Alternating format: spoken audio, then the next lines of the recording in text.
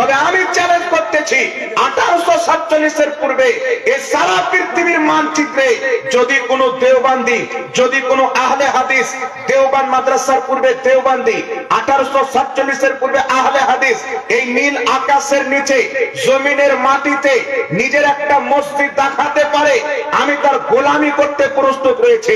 একটা যদি মাদ্রাসা দেখাতে পারে, তার গোলামি করতে প্রস্তুত রয়েছে।